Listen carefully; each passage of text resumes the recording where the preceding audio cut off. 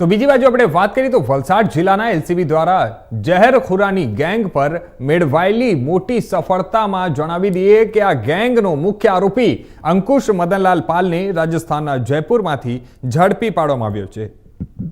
ફ્રાન્સની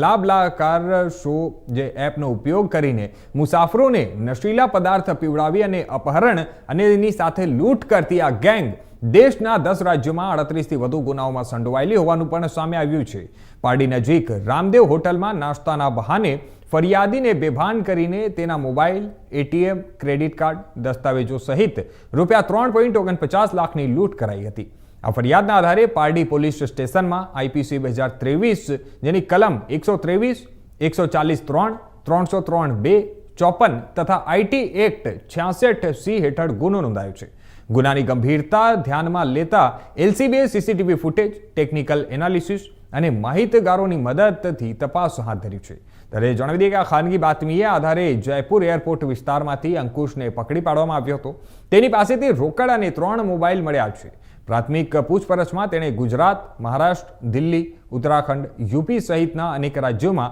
નશીલા પદાર્થ દ્વારા મુસાફરોને લૂંટવાનો ગુનો કબૂલ્યો છે। વધુ સાગરીતોની શોધ માટે હાલ તપાસ ચાલુ છે। ગત તારીખ 3 સપ્ટેમ્બરના રોજ ફરિયાદીએ પાડી પોલીસમાં ફરિયાદ નોંધાવી હતી કે તે થાણેથી સુરત જઈ રહ્યા ત્યારે બ્લાબ્લા એપ્લિકેશન છે કાર શેરિંગ માટે વપરાય છે, એનો ઉપયોગ કરી 2 વ્યક્તિઓએ એમની સાથે કારમાં લિફ્ટ માંગેલી અને પારડી ત્યાંથી થાણેથી નીકળી સુરત જતી વખતે રસ્તામાં પારડી પાસે રામદેવ હોટલ છે ત્યાં આવી અને તેઓ જમ્યા હતા અને દરમિયાનમાં એમને જેની પદાર્થ ખવડાવવાથી એ બેહોશ થયા અને એમને પરત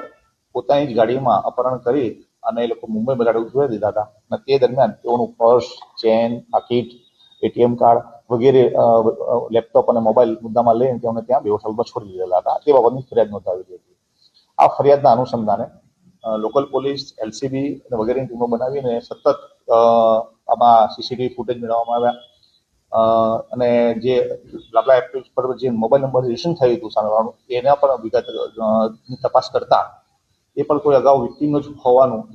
મોબાઈલ નંબર હોવાનું જણાવેલ અને એ આધારે એ વિક્ટીમની પાસેથી કોઈ ફોટો મળે તેનાથી પ્રાથમિક એકને ફોટો મળેલો હતો અને અલગ જે એ વિક્ટીમના જે નંબરથી આવ્યો હતો ફોન એની વિગત કરાવતા અલગ અલગ એક લિંક મળતી ગઈ કે વિક્ટીમના જે ફોન છે એ આ વ્યક્તિ યુઝ કરતો હતો અને જે તમામ ફોન નંબરની ટેકનિકલ એનાલિસિસ કરી તથા જે રેલવેમાં મોટેભાગે મુસાફરી કરતો હોવાનું જણાવેલું તો રેલવેના સીસીટીવી કદાચ 1000થી પણ વધારે સીસીટીવી છે ગુજરાત, રાજસ્થાન, મહારાષ્ટ્ર અને દિલ્હી સુધી અમે ચેક કરેલા હતા। એમાંથી અલગ અલગ જે શંકાસ્પદ ઇસમો મળ્યા હતા તે વેરીફાઈ કરતા છેવટે અમને ટેકનિકલ એનાલિસિસ અને ચોક્કસ બાતમી મળતા અમે આરોપીને જયપુર એરપોર્ટ પોલીસ સ્ટેશનથી આ વિસ્તારમાંથી અમને હસ્તગત કરેલો હતો। એની પૂછપરછ કરતા પોતાનું નામ તેને